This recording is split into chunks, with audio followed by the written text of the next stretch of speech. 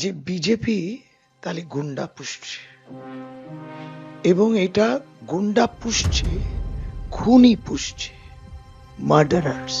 এতদিন ভাবতাম গণতন্ত্রের হত্যা করছে বিভিন্ন SIR ইত্যাদি, এখন দেখছি এরা ফিজিক্যালি মারতে চায়। আজকে সেই নিদর্শনটা আমার বাড়ির আরম্ভ হয়েছিল।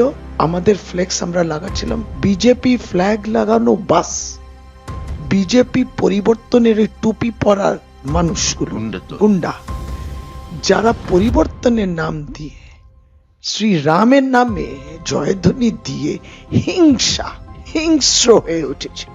আজকে বাড়ির সামনে আমরা দেখলাম, আমি দেখাতে পাচ্ছি না হয়তো আমার পেটের অংশ, এরা মহিলা কিছু বোঝে, ওদেরকে চিনতে হবে না আমি মন্ত্রী কিনা, মহিলা।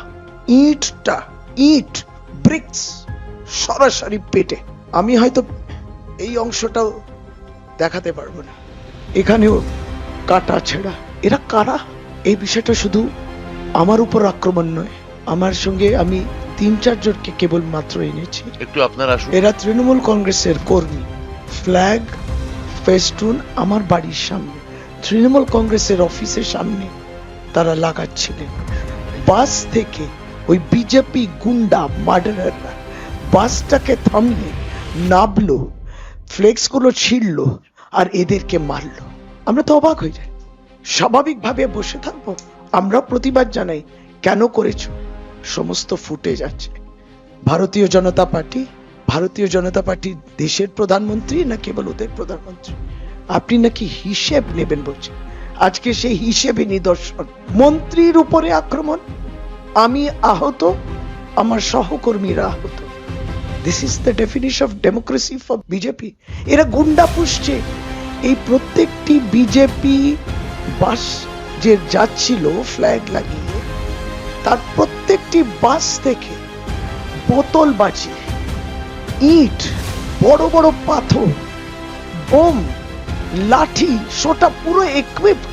তারা এসছেন র্যালি করতে, প্রধানমন্ত্রী র্যালি, তার র্যালিতে এই সমস্ত ব্যবস্থা তারা নিয়ে যাচ্ছেন। এগুলো তারা পুরো গুন্ডামিতে নেমে এসছে। আমরা বাধ্য হলাম বাড়ির দরজাটা বন্ধ করতে। পর উপদ্রব করলে, আক্রমণ করলে, আর প্রধানমন্ত্রী ভাষণে বলছে সব হিসাব লেনেগা। এখনো বাংলা তো সরকার দূরের কথা, তারা বাংলা এই গুন্ডামি, রঙ্গবাজি, দাঙ্গাবাজি করে আর খুন করে বাংলা দখল করবে না। আমরা জানতাম না, মানে রণক্ষেত্র তৈরি হচ্ছে, পুলিশ আক্রমণ করেছে, প্রত্যেকেরই ফুটেজ আছে। মিথ্যে কথা বলবেন না।